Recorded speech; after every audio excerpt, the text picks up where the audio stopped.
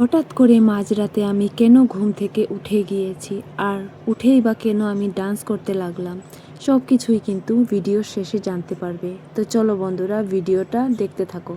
সবার প্রথমেই কিন্তু আমি উঠোনটাকে ভালো করে ঝাড়ু দিয়ে নিচ্ছি। একটু আগে আমি তুলসী মন্দিরটাকে ভালো করে পরিষ্কার করেছি, তার জন্য কিন্তু এত নোংরা বের হয়েছে। তুলসী মন্দির অনেক দিন থেকেই ভাবছি কি জঙ্গলগুলো পরিষ্কার করে দেব, কিন্তু আজ করব কাল করব বলে আর হচ্ছিলই না। তো যাই হোক বন্ধুরা, ফাইনালি কিন্তু আমি পরিষ্কার করে উঠোনটাকে ঝাড়ু দিয়ে দিয়েছি। তারপর হাত পা ধুয়ে চলে এসেছি ঘরে জানলাগুলো লাগানোর জন্য। তারপর আমি ড্রেসটাকে চেঞ্জ করে এদিকে চলে এসেছি সন্ধ্যাবাতি দেওয়ার জন্য। সবার আগে কিন্তু আমি দুয়ারে জল ছিটা দিয়ে নিচ্ছি।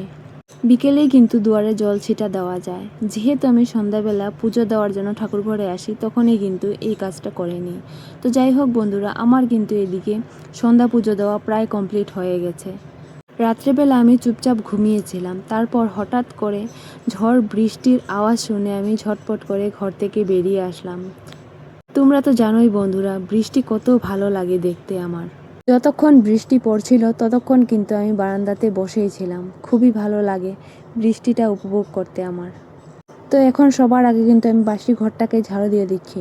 আজ যেহেতু বৃহস্পতিবার, তার জন্য কিন্তু একটু সকাল সকালে আমি ঘুম থেকে উঠে গিয়েছিলাম, প্রায় 6:30 নাগাদ।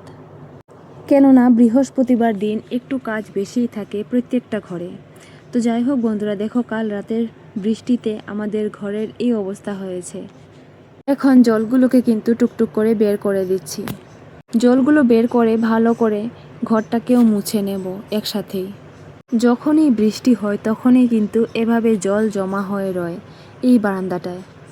এটা কিসের জন্য হয় আজ পর্যন্তও কিন্তু বুঝতে পারলাম না। তো যাই হোক বন্ধুরা, আমি কিন্তু ঘর মোছা শুরু করে দিয়েছি। চেষ্টা করছি 12টার আগেই পুজোটা কমপ্লিট করে নেওয়ার জন্য। তাতে কিন্তু আমার অন্যান্য কাজগুলো করতে অনেকটাই সুবিধে হবে, যেমন রান্নাবাড়ি, কাপড় কাচা, অন্যান্য বাকি কাজগুলো। আর বৃহস্পতিবার দিনটায় যদি একটু ঘুম থেকে উঠতে দেরি হয় তাহলে কিন্তু কাজ করে আর শেষ করা যায় না। তার জন্যই কিন্তু প্রত্যেক বৃহস্পতিবারে আমি চেষ্টা করি একটু তাড়াতাড়ি ঘুম থেকে উঠে যাওয়ার। অন্যান্য দিনে যতই আমি ঘুম থেকে লেট করে উঠি না কেন। তো যাই হোক বন্ধুরা, আমি এদিকে স্নান টান কমপ্লিট করে চলে এসেছি তুলসী মন্দিরে। দেখো বন্ধুরা, কাল যে জায়গাটা পরিষ্কার করেছিলাম এখন কত ভালোই না লাগছে দেখতে। তো আমার তুলসী মন্দির ধোয়ানো কিন্তু কমপ্লিট হয়ে গেছে। তো এখন চলে এসেছি পুজো দেওয়ার জন্য ফাইনালি। সবার আগে মা লক্ষ্মীর ঘটে কিন্তু আমি 5টা ফল দিয়ে দেব। ফল বলতে কিন্তু আমি চাল, তিল আর অর্থকিটাই আমি দিয়ে থাকি সব সময়। সাধারণত সবার ঘরে সব সময় 3 রকমের ফল থাকে না, তার জন্যই কিন্তু চাল, তিল আর অর্থকিটাই ব্যবহার করা হয়। যেটা আমি ছোট থেকেই শুনে এসেছি, সেভাবেই কিন্তু আমি কাজগুলো করার চেষ্টা করি সব সময়। তো যাই হোক বন্ধুরা, তোমাদের সাথে কথা বলতে বলতে মা লক্ষ্মীর ঘরটাকেও কিন্তু আমি সুন্দর করে সাজিয়ে দিয়েছি। তো এখন চলে এসেছি তুলসী মন্দিরে একটু পুজো দেওয়ার জন্য।